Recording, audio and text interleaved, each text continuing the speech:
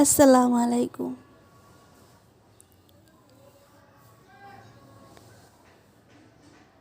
Hello everyone, কেমন আছেন সবাই?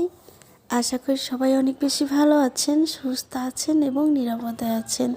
যে যেখানে আছেন, আমরা ভালো আছি আলহামদুলিল্লাহ। আবারও চলে এলাম আপনাদের মাঝে নতুন একটি ব্লগ ভিডিও দিয়ে। গ্রামের রান্নাবান্না দিয়ে শুরু করছি। আশা রাখছি পুরোটা সময় জুড়েই আমার সাথে থাকবেন। ভিডিওটি অনেক বেশি ভালো লাগবে ইনশাআল্লাহ। গাছ থেকে টাটকা সিম তুলে নিয়েছি। নিয়ে আজকে আমি সিম দিয়ে কিসের তরকারি রান্না করি সেটা আপনাদের মাঝে শেয়ার করব, দেখতে থাকেন। আমি কিন্তু এই ফাঁকে ভাতটা বসিয়ে দিয়েছি।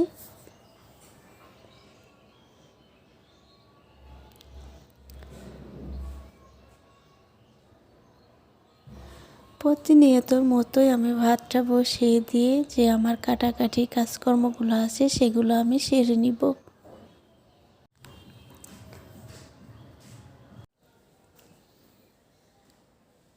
আমি রান্না করার আগে এভাবে সব কিছু গুছিয়ে নিই। যেহেতু খড়ি দিয়ে রান্না করি, যার কারণে আমি সব কাজকর্ম এক হাতেই করে নিতে পারি। তো ভিডিওর এই পর্যায়ে এসে কারো যদি বিন্দুমাত্র ভালো লেগে যায় আমার এই ভিডিওটি, তো প্লিজ একটা লাইক দিয়ে যাবেন। আপনার একটা লাইক আমার এই ভিডিওটি আরও 10 জনের কাছে পৌঁছায় দিবে। ছোট্ট একটা কমেন্ট করে জানাতে পারেন আমার এই ভিডিওর ভালো দিক এবং মন্দ দিক। আপনাদের কমেন্ট পেলে আমি কিন্তু অনেকটাই উৎসাহ পাই। এখানে আমি কিছু টমেটো কেটে টমেটোর এক সাইড কেটে নিয়ে আমি এই যে আমার বাবুর সোনাটা খেলা করছে, ওর হাতে দিয়ে দিয়েছিলাম যে যাতে করে একটু একটু করে খেতে পারে। আর এখানে চলে এসেছে তামান্না। তামান্না এসে বলতেছে আমিও একটু কাটবো, তো ওকেও একটু সুযোগ করে দিলাম। তো ও আমাকে আলু কেটে দিচ্ছে, এই ফাঁকে আমি একটু শ্যুট করে নিয়েছি।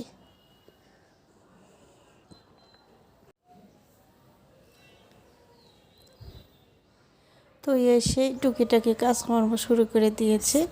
আলহামদুলিল্লাহ আমার ভাতটা হয়ে এসেছে। এখন আমি ভাতটা নামিয়ে নিয়েছি। নিয়ে এখন আমি তরকারিটা রান্না করে নিব। একদমই সিম্পলভাবে রান্নাবান্না করব। গ্রামের রান্নাবান্না, লাকড়ির চুলার রান্না খেতে কিন্তু ভীষণ মজার হয়।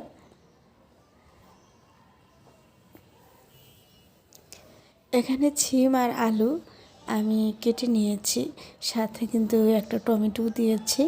আর এই টমেটোটা কিন্তু দেশি টমেটো, যে গোল আকৃতির এক ধরনের টমেটো থাকে সেটাই, যাতে করে তরকারিটা একটু টকটক লাগে। টকটক লাগলে কিন্তু বেশ ভালো লাগে খেতে। তো চুলায় তো বসিয়ে দিয়েছিলাম কড়াই গরম হওয়ার জন্য। গরম হয়ে এসেছে, সরিষার তেল দিয়ে আমি মাছগুলো ভেজে নিব।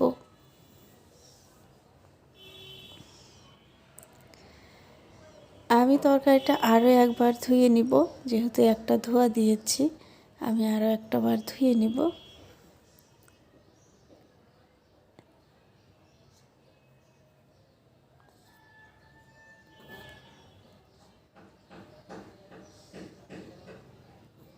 এরকম টিপটাপ সাজানো গোছানো রান্নাবান্না দেখতে কানা ভালো লাগে বলেন?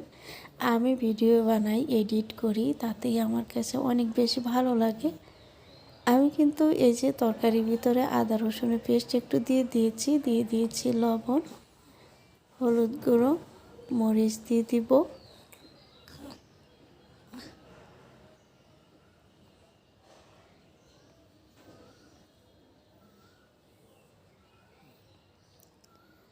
তো এই ফাঁকে এসে আমি ভুলে গিয়েছি যে আমি তরকারি তেলানিতে পেঁয়াজ কাটতে ভুলে গেছি। তো পেঁয়াজটাও কেটে নিয়েছি। এখন আমি এই এক সাইডে দিয়ে মাছগুলো উঠিয়ে নিব।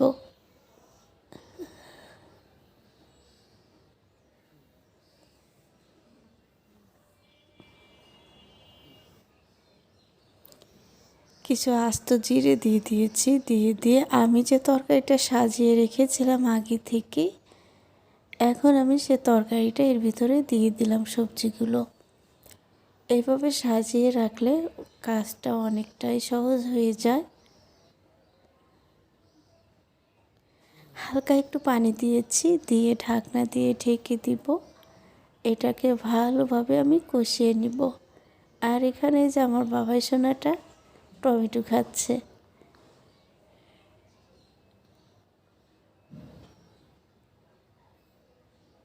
আমি প্রত্যেকটা সবজি ওকে দেওয়ার চেষ্টা করি, সেটা কাঁচা হোক বা পাকা হোক, যাতে করে একটু খেলে যাতে উপকার হয়। এইগুলো ভিডিও কিন্তু ছিল আমার অনেক আগের শীতের ভিডিও। তো এখন তো ইদানিং গরম পড়ে গেছে, তারপরেও আর কি যেহেতু ভিডিওগুলো করে রেখেছি তো ছাড়তে তো হবেই। আমি অনেক দিন গ্যাপের পরে ভিডিও ছাড়ছি। আমার কলেজের বোনেরা কিন্তু আমাকে মেসেজ দিচ্ছে যে আপু ভিডিও ছাড়ো না কেন। আসলে আমি অনেকটাই ব্যস্ত, এতটা ব্যস্ত যে বলে বোঝাতে পারবো না। তারপরেও কোনো একদিন হয়তো আপনাদের মাঝে শেয়ার করব যে আমি এত কি ব্যস্ত ছিলাম। তো তরকারি রান্না আমি ঝোলের পানিটা দিয়ে দিয়েছি, কথায় কথায় চলে এসেছি ধনেপাতা তুলতে। তো গ্রামের কিন্তু এগুলোই বেশি ভালো লাগে যে হাতের নাগালে টাটকা ফরমালিন মুক্ত সব কিছু পাওয়া যায়। এই তো আমার তরকারিটা হয়ে এসেছে, এখন আমি লবণ দেখে তরকারিটা নামিয়ে নিব।